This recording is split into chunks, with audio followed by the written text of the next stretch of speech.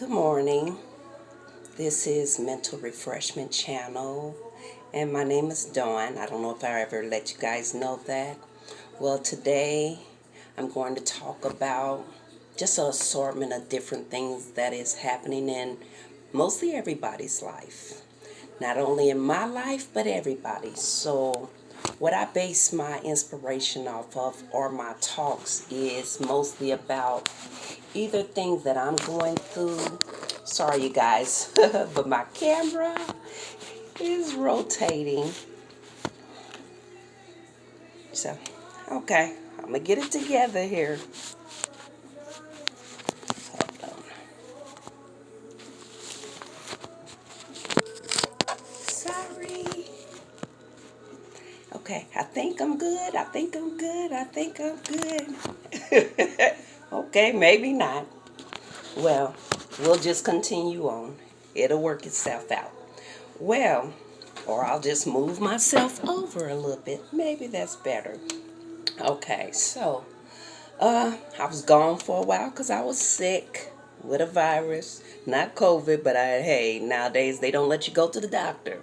By the time you do go, it's past the point of being sick and everything else, bacteria and all that works out through your body. So there is no medicine for viruses, really. It's just normally something that has to do its course and get out your system.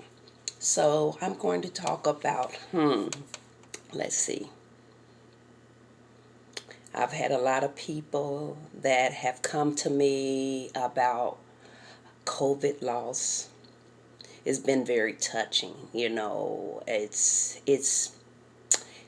if you've never experienced a loss of a close one, it's hard to explain, but I'll do my best and try.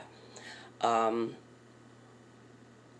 if you're used to seeing this person every day or as many times as you did, someone that was routinely in your life, someone that made a difference, good, it influences you even more if they did good in your life, if they influenced you to do better, or they gave you hope, in the midst of the storms that you had, they was there for you. So it's hard when you lose these people in your life. Basically, these are the people that helped you hang on, when you felt like you was losing everything around you, when the world was falling down around you. So I can go by my loss. Um, it was like we was friends.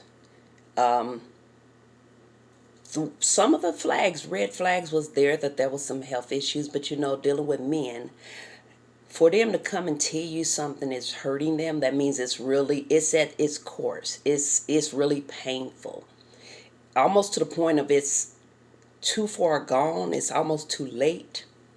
So that was my situation. And we both was young. When you're young, you don't think stuff like that is going to happen to you. So it's a hard thing to deal with. And as a matter of fact, to be honest, I'm still dealing with it. A lot of times when you're young, a lot of people that's out here raising themselves and everything, been through a lot of things, how they deal with life is they put a lot of things in the back of their mind and not deal with it head on. But the reality is, when you don't deal with situations that are painful at that moment, at that time, it's just going to build up and build up until it explodes. And it might explode in the wrong type of ways where you don't have patience. You're numb. You don't have sympathy, empathy, rather say, towards people, or sympathy either. You're just cold. You're detached because your heart is broken. Like it needs to be mended, but you're not knowing these things, because you're just walking around in this fog in your head. Like, is this happening? Did this really happen? Like, I've lost my best friend, my life partner, my family members, or whoever it was that you lost. Like, you start going down memory lane of the times that you had together. What are all the good, sometimes the bad. Things that you experienced together, your trips, the conversations, the smells, their looks. So you miss all those things. So it's just something that repeats in your mind because you don't have closure of because you didn't deal with the pain. And it acts out in your life by means of the next people you deal with. You're detached. You don't want them to get close to you. You don't want them to love you.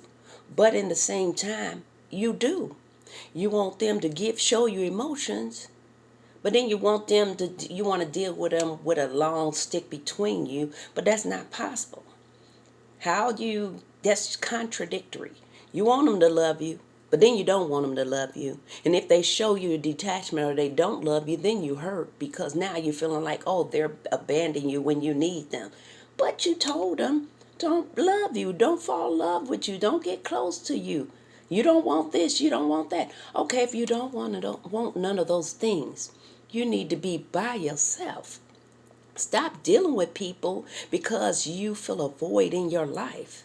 That you're trying to make you feel better. Doing a lot of people, the things that they do it to make them feel better at these loss of times is either drinking, doing drugs, or it can even just be having sex with different people because they want to feel this void. They want to feel loved. And then the drinking and the drugs is because they want to be numb. They don't want to feel the pain.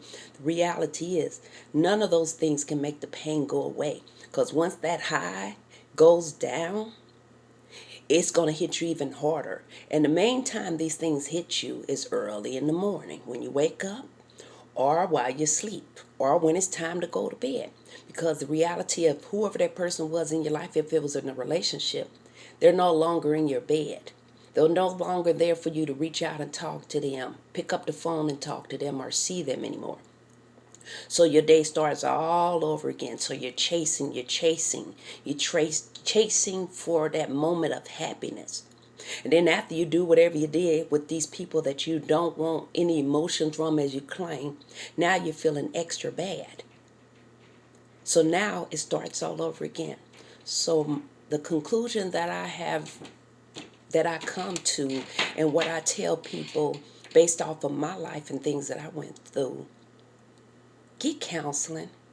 And a lot of black people, we don't feel like we need counseling, like we don't want to talk to people that can't help us. Yes, they really can. And families sometimes can't help you because a lot of them haven't went through what you went through. And also you have to question the people that is giving you assistance or giving you, trying to, as they say, help you. Are they really in it for the right reasons of helping you? Or is it they want to keep you down, want to keep you feeling sad? So it's better to deal with someone that doesn't have any influence in your life, that don't really know you, because then they're going to be honest and tell you the truth because their emotions are not involved. So go out there and get the help that you need because we all need someone that we can lean on and empty the plate of burdens that we have in our soul. And on that note, you guys have a beautiful day. Bye-bye. And my name is Dawn again from Mental Refreshments. Bye.